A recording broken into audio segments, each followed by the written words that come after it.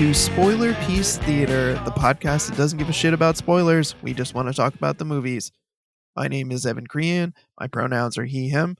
I am co-chair of the Boston Online Film Critics Association, co-author of your 80s Movie Guide to Better Living, and co-host of the It's the Pictures podcast. And my name is Megan Kearns. My pronouns are she, her. I write film reviews for Edge Media Network. I'm a co-host of the Slashers podcast. I too am a member of the Boston Online Film Critics Association and a member of Gallica, the Society of LGBTQ Entertainment Critics. Yeah, you are. Yeah, I am. Salute. And unfortunately, our co-host Dave couldn't make it this week. He is feeling a little under the weather, which we're very sad about. We miss you, Dave, and we hope you feel better soon. We do hope you feel better. And I threw in a boo for you, Dave. Yeah. I think you mean boo. Boo. I can't quite do an imitation of it. But yeah, hope you feel better soon, Dave. We will carry on in your stead. Yes. We have two movies we're going to be talking about this week, but before I share those, I will mention that over on our Patreon this week, our Patreon exclusive audio, we are talking about the results of our summer heat wave poll. And it was a close race, but the 1957 film 12 Angry Men ended up winning the poll. And so Megan and I are talking about that. We discussed the movie. We discussed our time on juries. And we do. It was a fun conversation. It was. So if you're a patron, check that out. If you're not a patron, please consider joining. For $5 a month, you get access to weekly bonus episodes where we're talking usually about older films.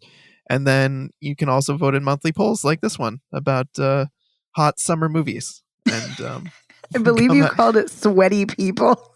Sweaty people at their wits' end. Yes. Yes. Yeah. It's a little verbose, so I think Summer Heat Wave movies was probably a better poll title. But what I love about that is I think Sweaty People at Their Wits' End kind of worked for every single film. Like even Dirty Dancing. Mm-hmm. Listen, she's at Baby Houseman's at her wits' end because she needs some sex and some dance, some hot dancing with Patrick Swayze. Yep. Some dirty dancing, if you will. Yeah. So that title, that descriptor really does work for, I think, all of the movies. Well, that was a happy accident, that's for sure. Nice.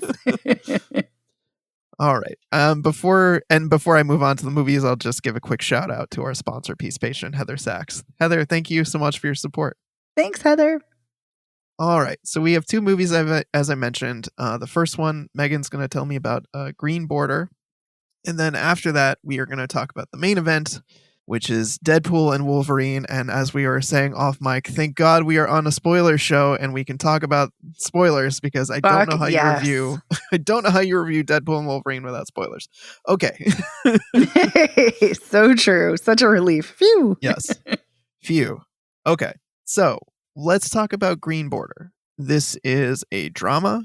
It is written and directed by Agnieszka Holland. It's co-written by Maciej Pisuk and Gabriela Lazarkowicz Szeszko.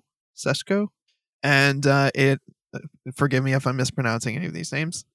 Jalal, and it stars Jalal Altawil, Maya Stukowicz, Ostuwska. God, I think it's Ostajuska. Ostajuska. Or Shuska. Ostajuska. All right. I think so. I think it's Maya Ostajuska. Thank you. You're welcome. Definitely struggling on that one. Mostly just because I was having trouble reading. Yes. It's hard. It is hard to read and talk at the same time. And talk at the same time. You know, it's that thing about walking and chewing gum. Yes. It's difficult. And then I think it also stars Behi Dejanti Tai and Tamaz Volskok. So let's see what IMDb has to say about this. The summary is a family of refugees from Syria, an English teacher from Afghanistan, and a border guard all meet on the Polish-Belarusian border during the most recent humanitarian crisis in Belarus. How did that do for a plot summary? Yeah, that's a pretty bare bones summary, but yes, that is an accurate one. But there's a lot more. Obviously, there's a lot more going on than what one sentence can contain. So Yes. Tell me more. okay. So this is, first of all, this is a co-production of Poland, France, Czech Republic, and Belgium. Oh, wow. Yes. And if you're not familiar with Agnieszka Holland is a Polish filmmaker, and she has an incredible body of work. Dave and I were talking off mic last week that her filmography is really varied, different genres, different storylines. And this film is very, very dense in the sense that there are several different storylines following different characters, and they overlap a little bit, and then they converge, and then they diverge, and then they converge again. But basically, it's following three threads for the most part. It's following a Syrian family who are escaping ISIS, as well as some other refugees with them. And it's following a young border guard, and it's following activists. So those are the three kind of main threads.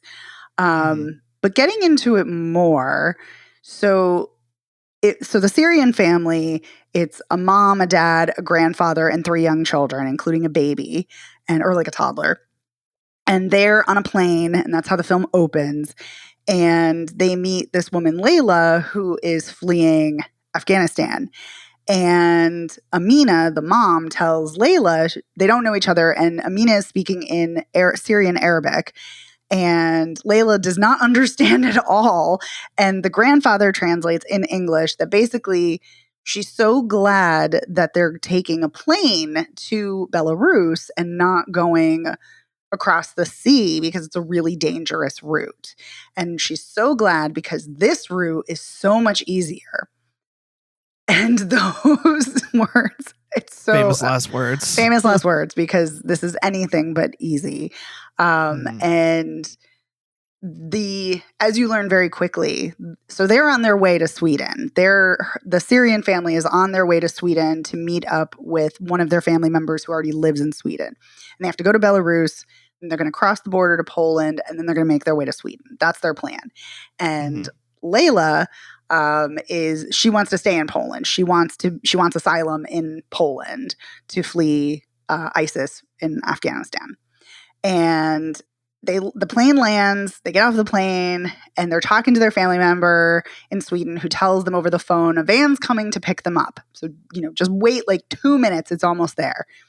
So the van comes, they're going to get in the van, and Layla's like, hey, you're going to the border, can I get a ride too? And then they're like, well, we don't know her, but okay, sure. She can tag along. So she comes too. So everything seems to be going great until they hit a border checkpoint, and then the driver demands 300 euros. They don't understand the language except for the grandfather and Layla, both who speak English. And so Layla gives 300 euros, and then all of a sudden they hear shots like distantly, and their guards at this checkpoint start freaking out, and they're like, get out of the car, get out of the car. So the driver's out of the car and goes some other direction. And then the border guards are shuffling them across the border. So basically they're lifting up this barbed wire, and they're like, you need to start running.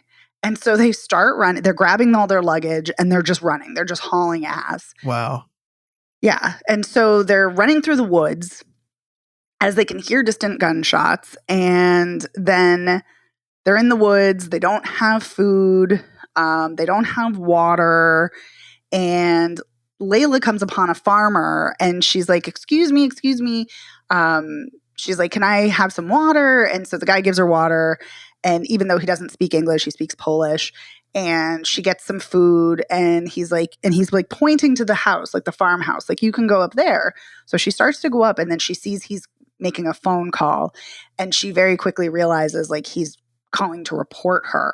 So she hightails it back to the woods to give water and food to the family, which she does. And they very quickly get rounded up by the border guards in Poland. And before this happens, Layla's like very excited because she's on her phone and she checks her location and she's like, we're in the EU, we're in Europe, we've made it. They're all excited until they get rounded up by the border patrol in Poland, and they're treated horribly. They're treated so cruelly and just viciously. And this just basically starts this volleying back and forth where they keep just getting shuffled along with other refugees. The Polish guards are sneaking them over the border back. They're like, we don't want you here. And they're sending them back over the barbed wire border to Belarus. Belarus is like, we don't want you here. And they're sending them back over the barbed wire border back to Poland. And Yikes. yeah. And so there's this in-between zone, which is the quote green border. And I don't know if they actually call it that or it's just because it's the forest. But yeah, it's horrible. The guards are awful. The guards that are there in that zone, they either just round them up, they beat them. At one point, there's like this camp, and Layla asks for some water for the kids, and the guy just dumps his bottle of water out onto the ground in front of her. Wow, And then what a the prick. grandfather's like, what are you doing? Like, why are you being this way? And he gets beaten up, and they don't stop until his son, the dad of the family, basically sticks his body in between the beating guard and his father. Like, it's horrible. It's awful.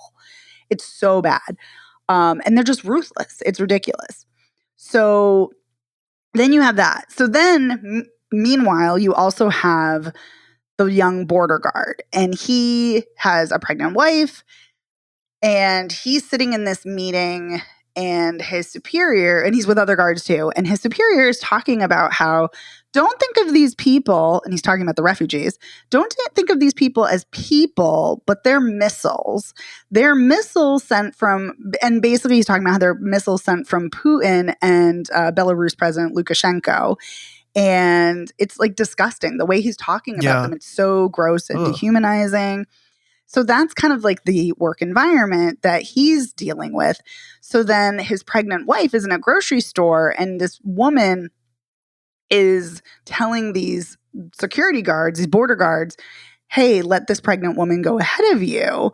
And then she makes a comment about how they're terrible to refugees. And then the pregnant woman, who is the border guard's wife, she's like, listen, my husband's a border guard and he's doing a great job. And we have to be cautious of these people, because who knows what they're doing, and they're terrible. And she's basically just spouting this racist, xenophobic rhetoric too. Yeah. And it's just awful.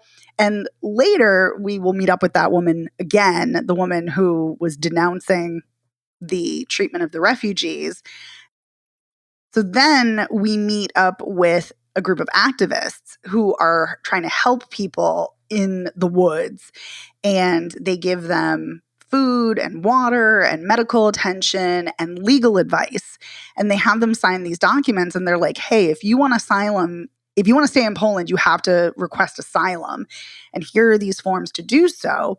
And then they're like, but we can't bring you with us. You need to stay here and wait for the guards to pick you up. And guess what? They may not adhere to your asylum request, and they may just ship you back. But that's what you have to do. And then if you don't want to stay in Poland, you need to run. And that's it. So it's so fucked, and it's so terrible. So we're bouncing back and forth. And then during one of the roundups of the border guards, Layla decides to run away, and she takes Noor, one of the sons, he's the oldest son from the Syrian family, and he runs away with her. And they get away from the guards, and they're running through the woods. Later, you hear, help me. And the woman who was in the grocery store, this woman, Yulia, she finds Layla sinking in a swamp, in a bog, almost like quicksand. Oh my God. Yeah, and Noor, the son of the Syrian family, is with her. And so Yulia is helping Layla get out, but then Noor drowns, which is he just sinks into the swamp, and it's fucking horrifying and terrible. Whoa. So then they both go to the hospital, And the two women are like hugging, they're like bonding over this like horrific incident that they, witnessed and endured. And they're getting their like wounds treated and everything. And then the border guards come and take Layla away. And she's like kicking and screaming, and like the doctors are like, no, you shouldn't be taking her. Like basically like, no, you shouldn't be taking her. And Yulia is too. So then Yulia decides she's going to join up with the group of activists, and she becomes an activist. She's a therapist. She has nothing to do with activism, but she decides, fuck this, I'm going to become an activist. And then she has the activists all, this one like group that we've seen earlier in the film, she's going to have them stay at her house because her house is really close to the border zone. And so she lets them stay there, and she starts riding along with them. And then they come across this guy who's really injured, and they give him care. And then he's like, can you just drive me down the road? He's like, a taxi's going to come and pick me up and take me. And they can't, because that's one of the rules, is you can't transport refugees because it's, I guess, illegal. And then if that happens, then they'd get arrested, and then the activist group would be shut down, and then they can't help anybody. So they leave against Yulia's wishes, and then she drops them off, and then she defiantly goes back to get the guy, but he's gone, and all that's left is his torn passport.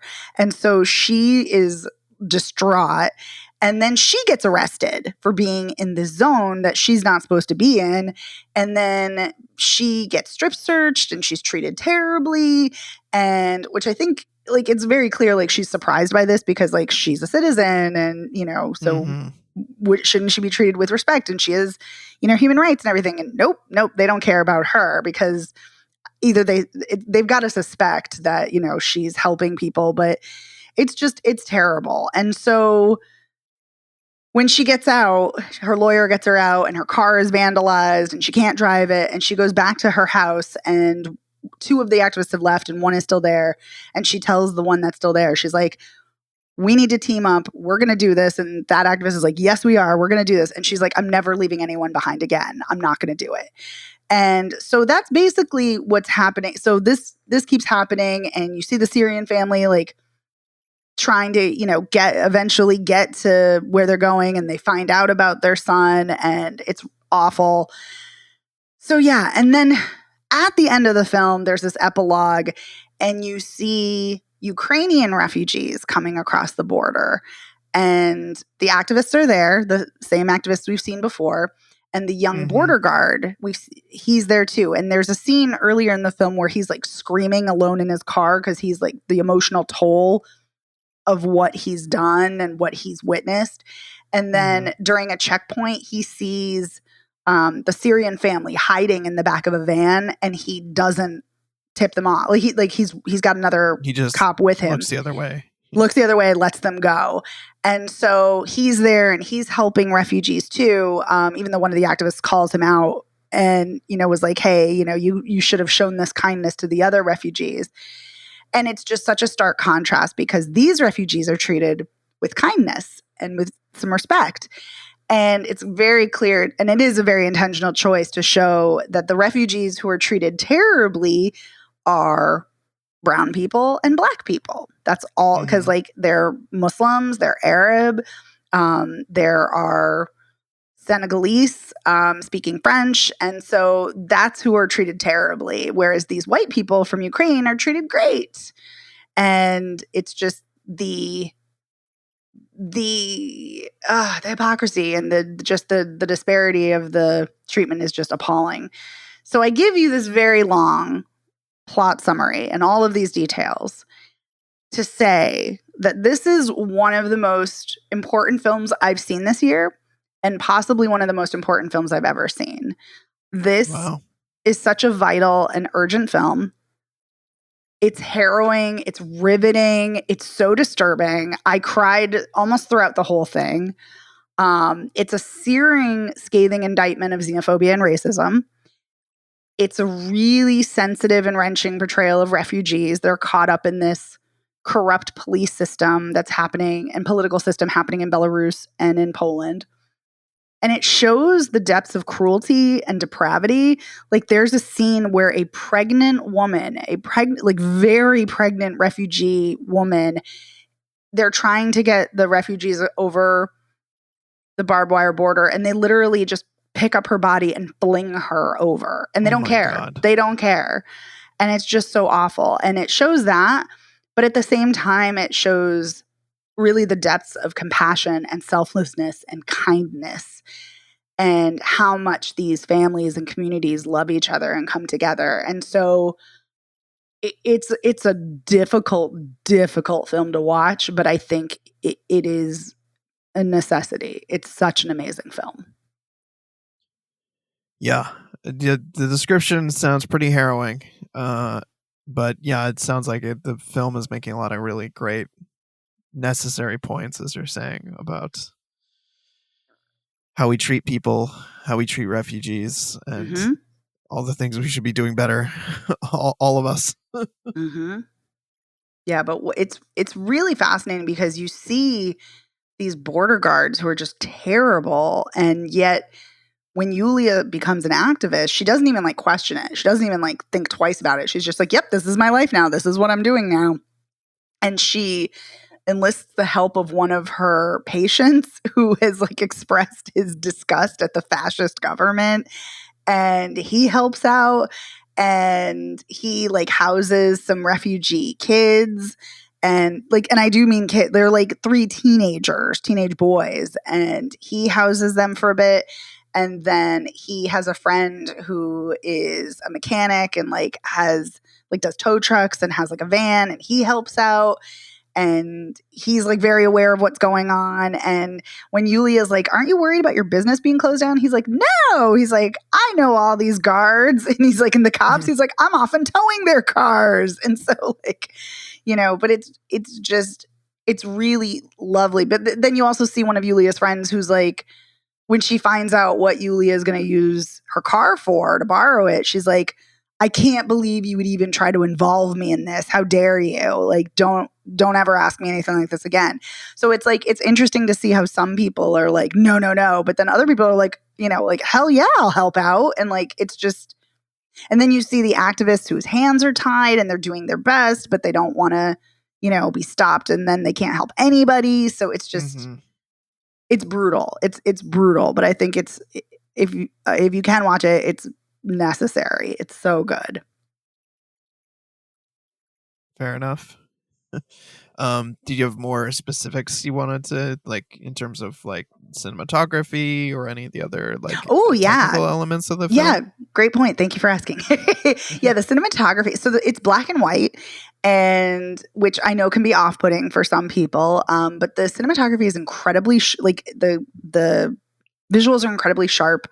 The camera is often moving very kinetically with the refugees, and so you feel like you're really in it, for better or for worse.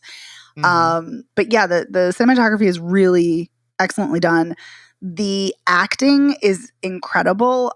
Two of the actors, let me get their names. So Bashir, who is the father of the Syrian family, that's Jalal Al-Tawil, and the grandfather, Mohammed Al-Raishi, they are both refugees themselves.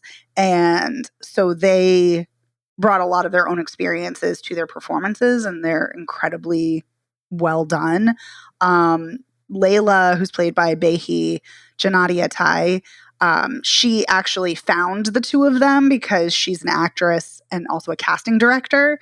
So she found the two of them, and she's great too. Like, all the performances are extremely well done. So the acting is great.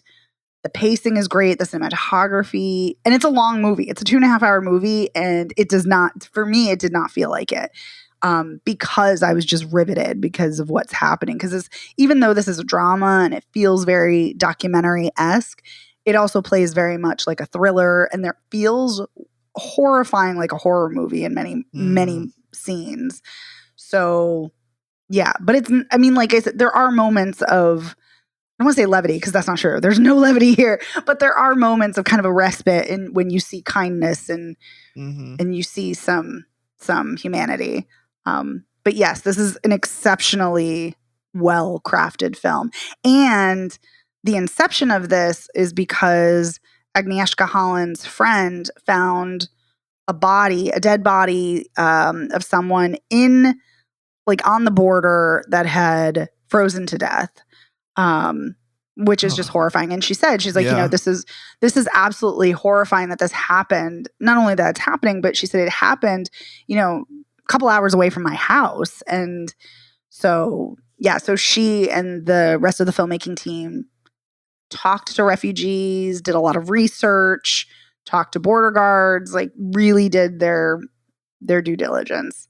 But yeah, this is an intense film.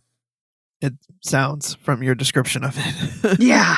It sounds intense. Yeah, it's brutal, but it is amazing. Yeah. And I like hearing though that there are not what you're saying, it's not really moments of levity, but I think it's good that you're able to also see the people who are compassionate as a counterbalance to the people who are horrible. Yes, because it really would, I think, feel just so depressingly bleak if it was just nonstop. Right. And that's how it kind of starts. It just feels like, oh my God, is this just going to be nonstop bleak? And it is so bleak. But then, thankfully, you do get the other side too, where you do see kindness. Thank God. That's good. Yeah. All right. So it sounds like a strong recommendation from you on this movie. Yes, definitely. Then let's move on to Deadpool and Wolverine. Very different kind of movie. So let's see where to start. So this is the third movie in the Deadpool franchise, directed by Sean Levy. It is written by Ryan Reynolds, Rhett Reese, and Paul Wernick. It stars, of course, Ryan Reynolds as Deadpool. Hugh Jackman returns as Wolverine. We have Emma Corrin as Cassandra Nova, one of the two villains in the movie, and Matthew McFadden as the other, Mr. Paradox.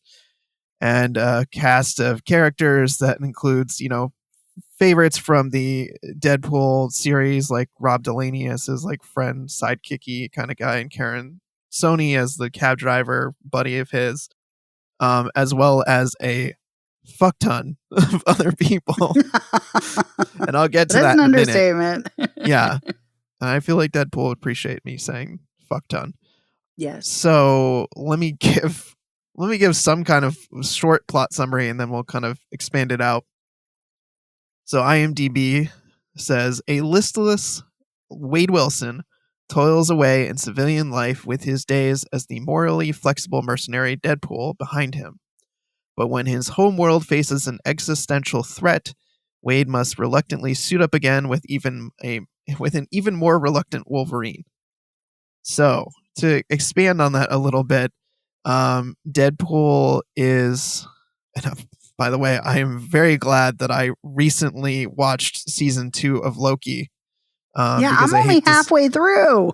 I hate to say it, because the all the stuff going on with the time travel elements of this film made a little bit more sense to me. Not a lot. I mean, like, it wasn't like you could watch this and have no clue what's going on, but there's just a little bit going on there. And I'm glad I also watched Deadpool 2 as well. Although I unfortunately did not finish Deadpool 2 before I saw Deadpool 3. So there was some stuff in the movie that after finishing Deadpool 2 made a lot more sense. So to kind of extrapolate that a little bit more, Matthew McFadden works for what's called the Time Variance Authority, and this is this group in the Marvel Cinematic Universe that goes around to different timelines, and they're trying to maintain what they call the sacred timeline, and anything that doesn't fit that mold has to be quote-unquote pruned, and the Time Variance Authority is not supposed to be doing that anymore, but Matthew McFadden has decided that Deadpool's timeline needs to be pruned because it has lost what they call anchor character, anchor person, anchor being, anchor figure, anchor being, in the form of Logan, who Hugh Jackman, Wolverine, who died at the end of Logan. And so in Deadpool's world, Logan is dead. He died a hero, but now his world is starting to decay, and so Matthew McFadden has said to him, okay, well, you can join up the sacred timeline and you can join the Avengers and be a cool guy and everything you've always wanted. to be accepted and to feel like you matter. But you have to let your entire world collapse in on itself and die and leave all your family and, friends behind. And he says, fuck that.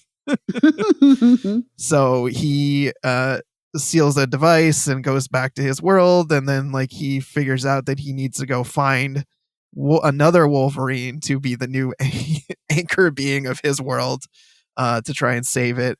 And then in the process, him and Wolverine get sent to this place called the Void, which is where all of these other, disgraced heroes and people who have been pruned by the Time Variance Authority have gone. And they get all mixed up in the Void and have dust up with Cassandra Nova there, who's leading her own kind of like squad of villains and rogues, and it's very Mad Maxy, which they make a point to make many jokes about. Yes. And they have to try and find their way out of there and back into Deadpool's world to stop Matthew McFadden, Mr. Paradox, from destroying their world with some MacGuffin. The Time Ripper, they call it. It's a lot for sure, but in the middle there, they end up linking up with all of these other characters and heroes from the Fox Marvel franchises, and they all team up and form their own kind of like ragtag group of heroes to take on Cassandra Nova. Yeah. So there's a lot. Like I said, I'm glad we can talk about this with spoilers because it's really kind of hard not to. But yeah, they end up linking up with all of these people who were in the Fox Marvel movies, which includes Chris Evans, who shows up, and at first you think, "Oh, it's Captain America! Great, that's so funny." But he's swearing this time. Nope, he's Johnny Storm from Fantastic Four. And then, others include Wesley Snipes as Blade. We've got Jennifer Garner as Elektra. There's so many other people that show up in this. Yeah, Pyro, Toad. Yep. Sabretooth. Yeah, the original Sabretooth from the X-Men movies. Yep. Daphne Keane as Laura, X-23 from Logan. Yep. Love that she showed up in this. And then later when they get back to when Deadpool gets back to his own timeline, there's an army of Deadpools that come out of the portal, and they have to him and Wolverine have to fight all of them too. So there's a lot. Yeah, and Blake Lively plays Lady Deadpool. And Channing Tatum, I think probably the funniest of all the cameo characters in this movie, plays Gambit. Yes, he does. Which is amazing because Channing Tatum wanted to play Gambit and was trying to get a Gambit movie off the ground, and it never happened. So they just let him play Gambit in this, and he has an absurd accent, which they make so many jokes about. And they also make jokes about how his movie never came to fruition. There's like a throwaway line or two about, "Oh, you're here," even though your movie never actually happened. So yeah, it's a movie that's chock full of cameos and jokes and comments on the sale of Fox to Disney and the joining of old Marvel characters with new Marvel characters and how they all are going to fit together. But yes, I've done a lot of talking about the plot and I've probably given people enough to work with here. So let's talk about the movie itself. Megan, what did you think?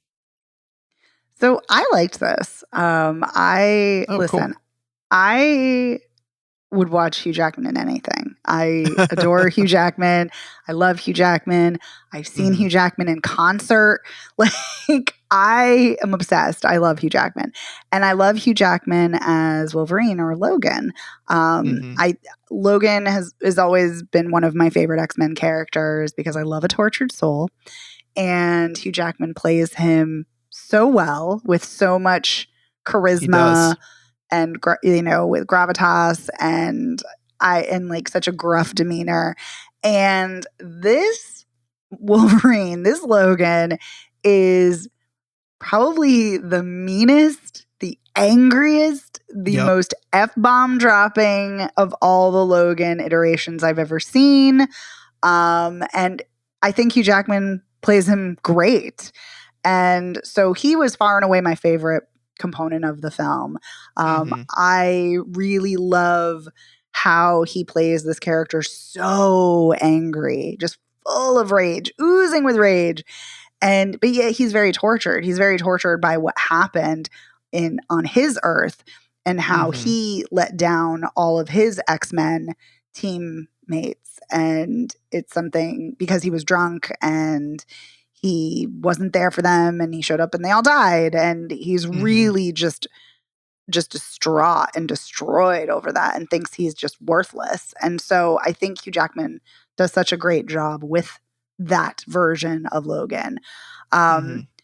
This is extremely bloody and violent and relentlessly so. Probably the most of the 3 Deadpool movies, I think. Oh God, yeah. Yeah. It is like just ruthless and relentless. And especially when they're fighting all of the Deadpools and then like that scene on the bus and it like is panning right and there's just blood everywhere. And like, but don't worry, all the Deadpools regenerate, so they all come back. So it's not except like they the die. One. Oh yes, except the one the who Zen looks the one. most like Ryan Reynolds. Yeah. Yes, the Zen one who has the Deadpool dog with the crazy tongue that Deadpool Wade is obsessed with, which I'm obsessed with that dog too. The dog's such a weirdo, but so cute. Yeah, I liked the cameos. It's really nice. It's like, oh hey Blade, oh hey Elektra, oh hey, Laura X-23. I like Gambit in the X-Men cartoons, so I think it was nice to see Channing Tatum as him, and it's yes, his accent is Creole, Louisiana. So, but I think Channing Tatum is doing a weird version of it, Yeah, so, he is. Yeah. So the making fun of isn't making fun of that dialect or accent. It's more Channing Tatum's ridiculousness, which I think works. But yeah, I do wonder on a rewatch, would I have enjoyed it so much? Because like seeing cameos like, oh, Henry Cavill, isn't that funny?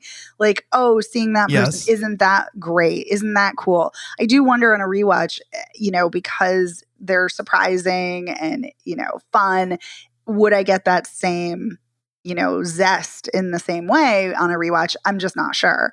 But I did think it was really funny. Listen, I'm a Ryan Reynolds hipster. I can't believe I'm going to say this, but it's very true. I feel like you'll get people who'll talk about how they love Ryan Reynolds and they'll say, I've loved him for a really long time. And I've loved him since he did Two Guys and a Girl. And I'm like, it's not Two Guys and a Girl. It's Two Guys, a Girl, and a Pizza Place. But I've liked him even before that. I've liked him since he was 13 years old when he did the ridiculously dramatic teen soap opera 15, and he was great on that, and he ends up becoming a villain and he's ridiculous. But yeah, no, I like Ryan Reynolds. I think he's really funny, and I think he's funny here, and there's so many great meta moments, like, and so many allusions to other media and films. Like I love like when he makes the Vulcan, live long and prosper sign with his hand, very Wrath of Khan-esque through the glass window to Wolverine. But then also one of my other favorite moments, and this is such a like quick, like so easy to miss moment, is when Logan and Wade are fighting in the car and they're like going at it and they're crashing into the dashboard and you hear music and it's like over and over and over. And I love that one of the songs you hear is the opening music instrumentals of The Greatest Show from Hugh Jackman's The Greatest Showman. And it's like so great. And I love that movie and I love that soundtrack. So that's great. And I love the montage of trying to find the right Logan. And one of the Logans is Old Man Logan, the one with sitting on this porch with the shotgun and the hat, which was an inspiration for the movie Logan that we last see Wolverine in. So anyway, there's so many great like meta moments and jokes, and it's funny and it's bloody. I had a fun time with this. It's predictable, I found, but I didn't even really care because I was having fun. So overall, I liked it. Good. What did you think? I also liked it. Oh, yeah.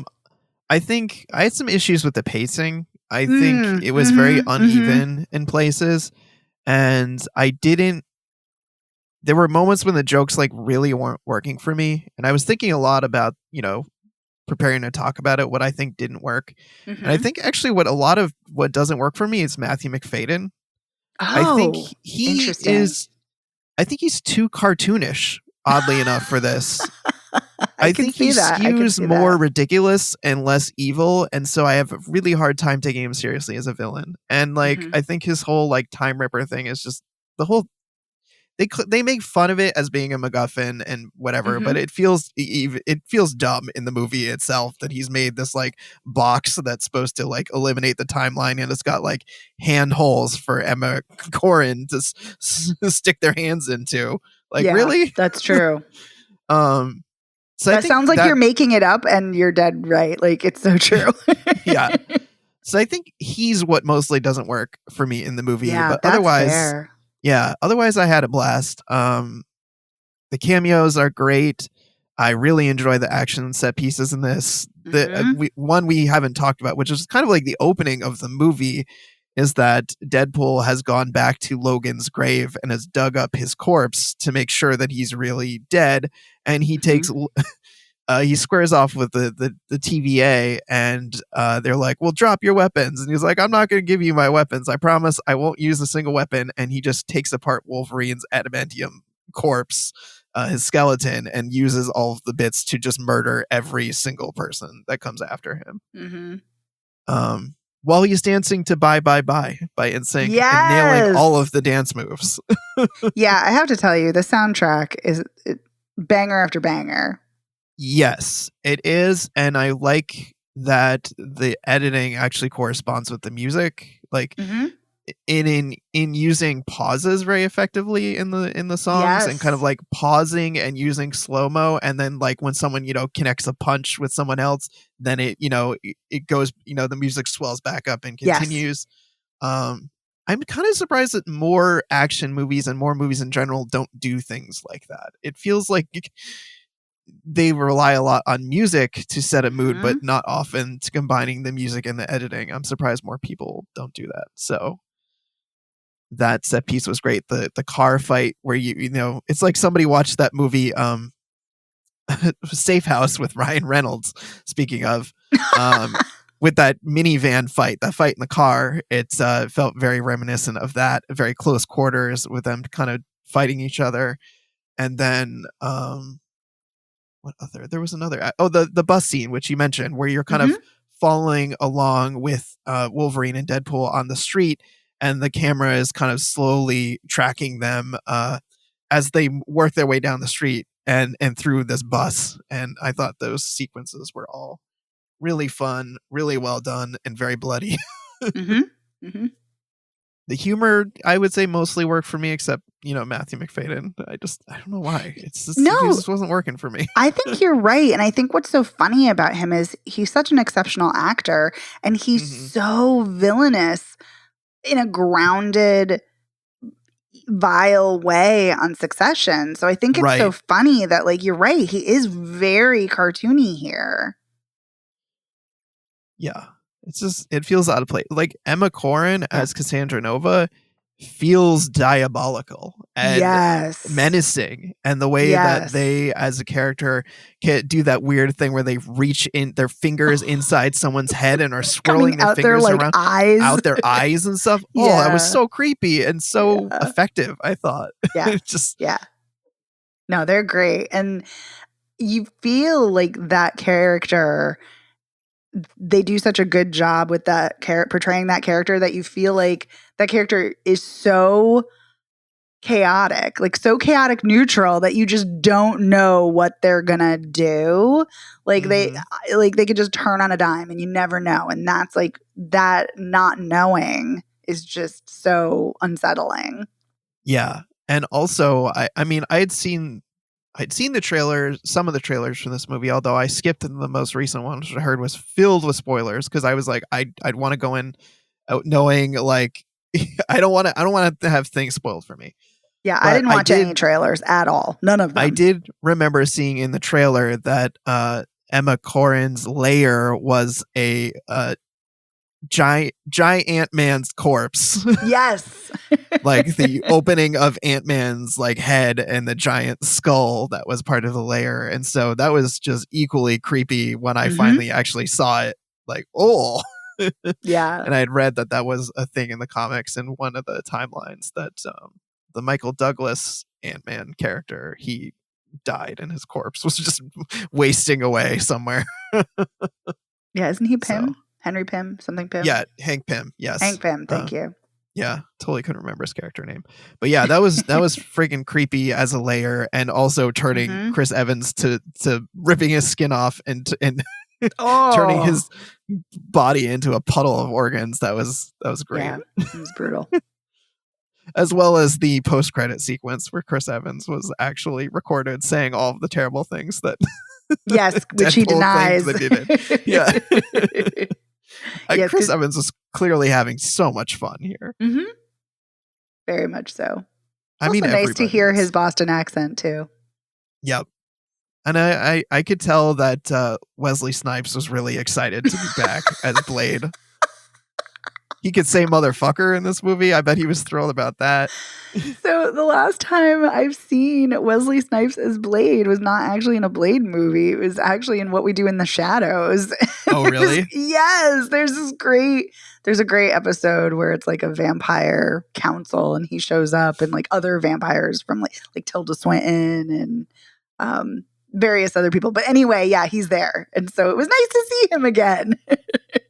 Yeah, and he makes that joke. There's only one Blade, and then Deadpool gives a knowing look to the camera, and it seems like it's generally going in that direction based on how the Mahershala Ali Blade movie seems to be shaping up, going through multiple directors and hitting all these delays and things. It doesn't. I don't know if it's going to happen. Yeah, very true. It's not looking great. I have to say though, I think the funniest line in the movie was actually Jennifer Garner when oh yeah, I know. I already think I know what you're gonna say. Yep. So they're talking about all the different like heroes or whatever that they've lost, and I think Deadpool says, "Oh, I heard or maybe it was Deadpool. Oh, I heard your boyfriend Daredevil died, and I'm sorry about that." And she says, "It's fine." And just like the way she delivers "it's fine" is amazing, because if you don't know, listeners, Ben Affleck played Deadpool, and then they were married for a long time. So it's just amazing that delivery. Just I was dying laughing. Yeah, this movie really does hinge on you knowing the backstory of the movies and all the previous movies and the Marvel show, like Loki, like you said. So yeah, it really does hinge. I feel like if you don't have to have seen all those or know all of those, but at the same time, you kind of do to get all of the jokes and all the commentary happening. Yeah, for sure. And I think there's something that I've been thinking about since I walked out of the theater that I've really appreciated that this movie is doing. And I think it's really sweet, actually.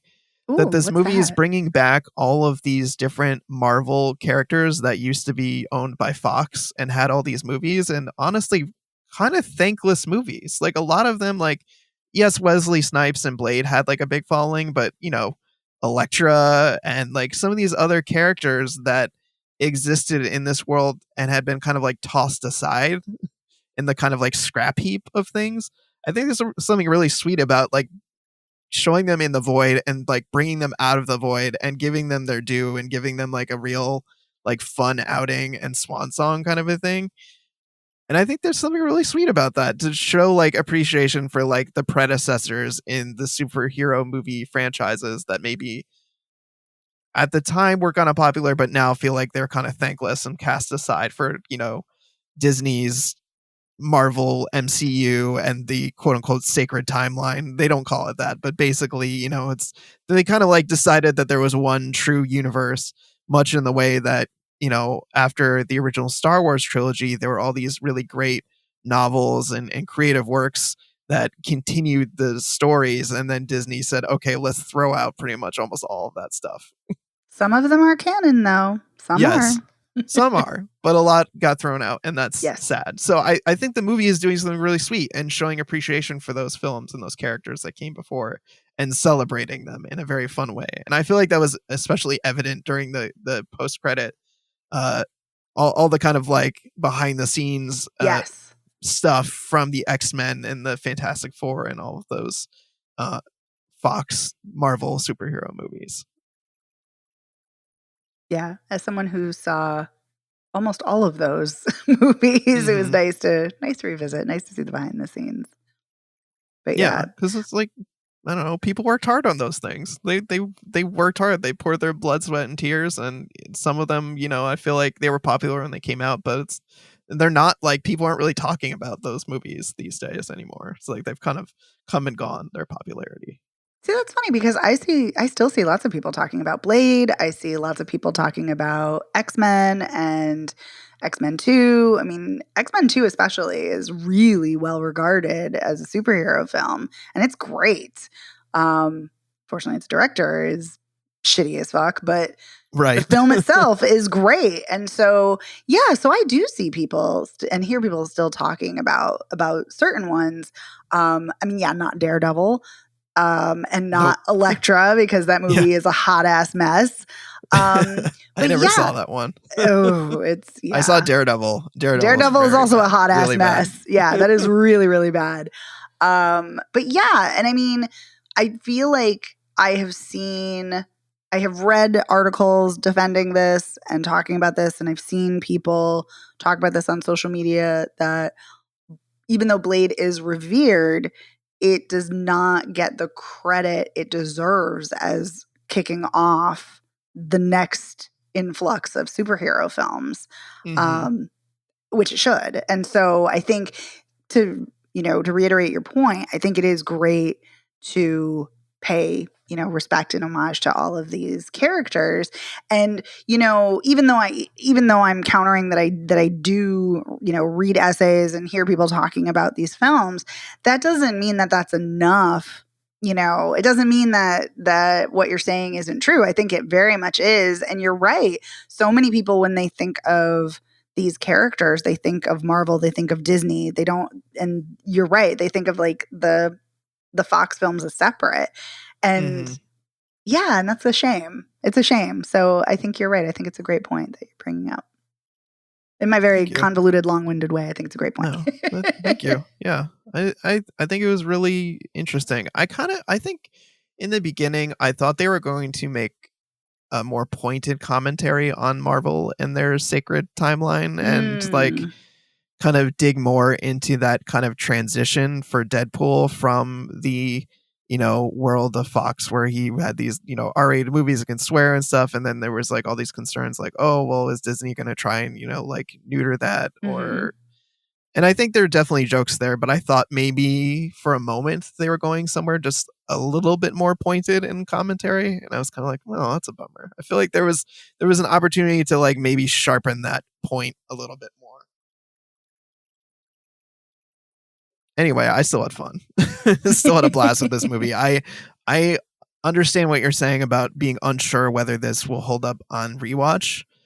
I guess time will have to tell on that one, because I could also, like you're saying, see, okay, this maybe lost a lot of steam because we already know what's going to happen.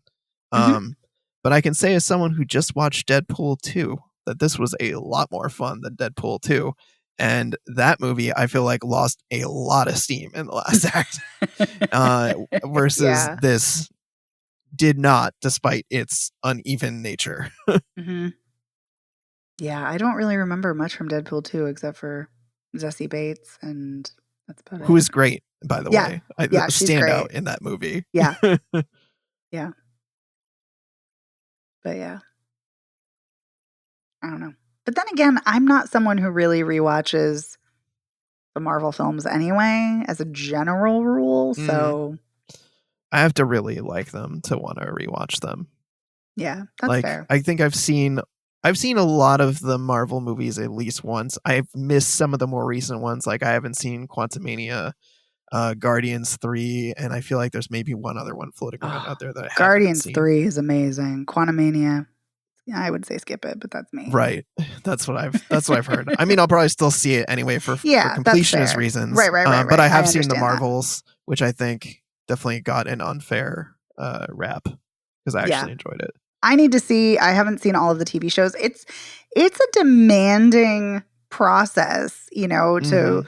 not only have to watch, I say have to watch all these movies, but then also have to watch all the TV shows too. And like I'm making my way through them, but like I'm only halfway through Loki and I still have to watch a bunch more. But thank God I at least watched the amount of Loki I did. So I at least had some Right. semblance of what was going on. It's true. Yeah. I mean, I kind of rushed over the weekend to watch Loki season 2 because I knew that the TVA was involved in this movie to some Mm-hmm. degree, and so I thought, oh, there's probably like really important stuff. And honestly, there wasn't really that much important stuff. Yeah, no. But I did enjoy seeing some of the new characters that were introduced in the season. I won't say anything because I know you don't want it spoiled.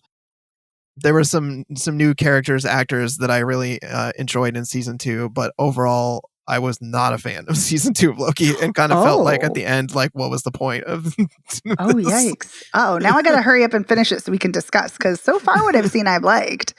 Um, yeah, but I was very excited to see Wunmi Mosaku, who is such a great actor, but I feel like she didn't get enough to do in this, but she's still great.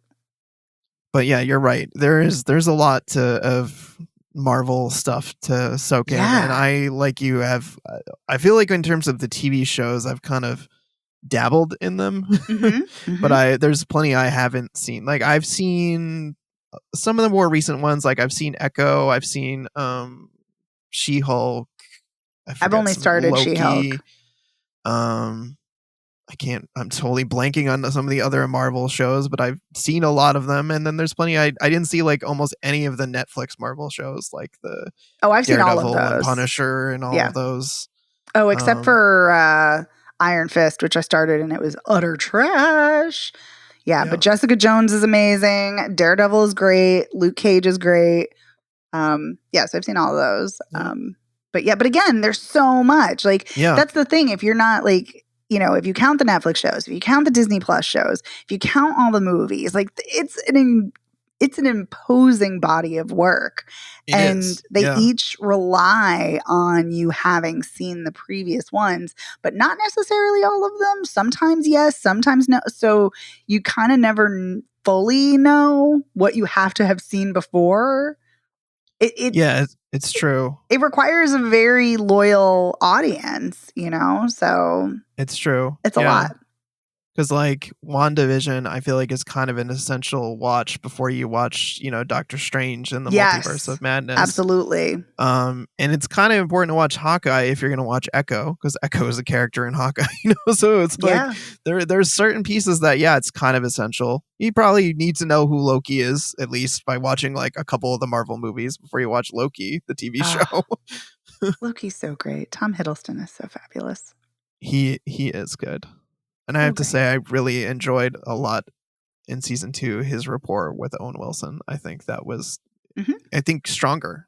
I think than the first season Ooh. for me. So, I was like, I liked it in season 1, and so I'm looking forward to more in season 2. Good to know. mhm. But yeah, I think something interesting too that we haven't really we've talked about it, but I that we haven't really mentioned is that this film's depiction of the multiverse, where it's kind of like commenting on the absurdity of it, as Oh far as yes. like the breadth and scope of all the characters coming in, Hmm. while still doing it. And I have to say, I think it does it well. But for me, not that it always has to reach this pinnacle, but nothing has ever surpassed the Spider Verse. Into the Spider It's Verse and true. Across the Spider Verse for me are the best at it so far. So They absolutely are. But I'm glad you brought that up because I'd also forgotten to mention it. I love that line where all the Deadpools start coming out of the portal and Deadpool says, "Oh my god, enough with the multiverse. Will you give yes, it a rest?"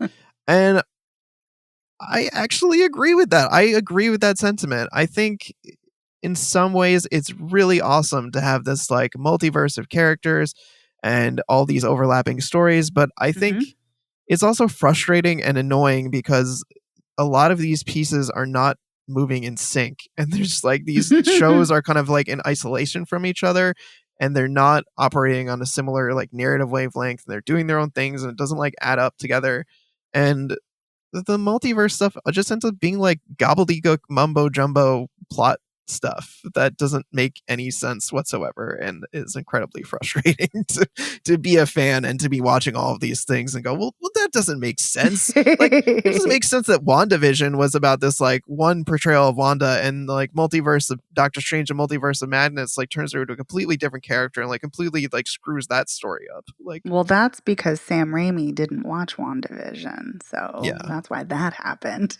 Mm-hmm. That's the clearest example I can think of. Yeah, but it no, just that's a feels great like example, though. people aren't watching the other, like the creative teams on these shows aren't like watching the other shows or considering the other stories, and it's a friggin' mess sometimes. It is exhausting, and I kind of liked it better when we were all in the same universe, even though we had different characters. Like when we got to Avengers, like, okay, great, now these people we already know are teaming up and they're in the same place. And we're not having to worry about like different variants and timelines and all kinds of other messiness. See, I kind of love it. I do. I kind of weirdly love all the timelines and the variants and all that. But I do know what you mean. And it does, I don't like it when it's just used as like a plot device, just kind of like, like we'll just throw some, multiverse characters in. Like, I'm not really a huge fan of that. And I think weirdly, going back to long ago, the X-Men animated show, that the X-Men 97 has picked up on and has been a sequel to. I think the animated X-Men show actually did multiverse really well because it wasn't omnipresent. It wasn't in every single episode. It wasn't constantly bringing characters, wasn't throwing it in your face, but there were certain storylines and episodes where, there were certain characters who traveled through time and traveled to, different multiverses and whatnot, and did encounter different characters. And I think there's one plot in particular that I think of, and I often think of it because it ties back into, the characters that like the timeline, and the regular characters in kind of a like heartbreaking way. And so to me, it wasn't just like, oh, hey, let's toss in a multiverse for, shits and giggles. It was to tell a story and kind of shed light on these characters in a really interesting way. And so I wish more films and shows that dealt with multiverses would do that rather than just kind of have it as a gimmick. I couldn't agree more. And you're making me think of, and I'm pretty sure you and I have talked about this before, but I think another animated show that handled multiverse as well was Spider-Man, the animated series from the 90s. Yes. Yes. I love that show. I loved all of the multiverse arcs in that because, to your point, I think they use that to teach our hero about himself. He has to learn a lot about himself by tapping into different versions of himself, much like Miles Morales and the Spider-Verse movies have done. Yes. It's all about him learning more about who himself and who he is and how he can learn from these other people and kind of like bring that back to himself. And so I think that's largely missing in a lot of these movies. It's not like like there's some of that in Loki with Loki and Sylvie, and I think Loki has learned a lot about himself by way of interacting with other Lokis. But most of the time it's just like, oh, okay, here's another, like, oh wait, here we got John Krasinski playing Mr. Fantastic. Okay, that's you know what I mean? It's like we're not learning anything from that. It's like, oh, this is a fun excuse to have John Krasinski in this movie playing a character he's never going to actually play in anything else other than just see him play. Oh, wouldn't he look good as Mr. Fantastic? Oh yeah, he does. Okay, he's in the scene. All right, great. We'll never see him again. But I think, I don't know. I think for some people that is like, that's the pinnacle of it. It's like, oh, hey, there's that person. There's that famous person making a cameo. Oh, hey, isn't that cool? So, but I agree with you. I think it should be doing something more. And I have to say, the multiverse stuff also has been really well explored in Marvel's animated show, What If? But that's the whole premise of the show. Right. That's the whole premise of the show, is that we're seeing alternate versions of these characters in different situations. So yeah, that's the whole point of the show. I'm okay with it happening there because that's the assignment. Right. Yeah, so I guess the whole point is intentionality matters, and if it's telling an emotional story, and if you're learning something about the character or the character is learning about themselves, then it works. Otherwise, Right. yeah, if it's gimmicky, not so much. Otherwise, will you just give it a rest already? Just like the Merc with a Mouth said. Yep. Well, I think we've had a pretty encompassing conversation that has expanded beyond Deadpool, but it's been a lot of fun talking about Marvel and Disney and all of the Marvel universe. Was there anything else you wanted to add about Deadpool and Wolverine before we wrap up? Yes, the last thing I will say is that I love the scene between Hugh Jackman and Daphne Keane. I think that's a really tender scene between them and really lovely, especially considering Logan is such a fantastic film. I love that film so much. It's good. And it's so great. And I love how he says, I'm not your guy. I'm not the right guy. I'm the wrong guy. And she's like, you always were the wrong guy until you weren't. And I don't know. There's something kind of lovely about that, and just the way the two of them interact that I just adore. Yeah. That was a great scene. And I was really happy that she came back. I was sad that her character was cast into the void, but I was really happy to see her again. Yes. Yes. Especially when she threw on those like fun sunglasses before she started going to town yes. that battle. Yeah. I know we didn't even talk about, there's so much to talk about in this movie, because like we didn't even talk about like, the Wolverine original costume that apparently everyone's getting so jazzed about. Yeah, true. The yellow suit. Yeah, that was, they make their fair share of jokes about Wolverine wearing that suit, and then he even puts on the helmet too, and they make their fair share of jokes about that. Very true. Very true.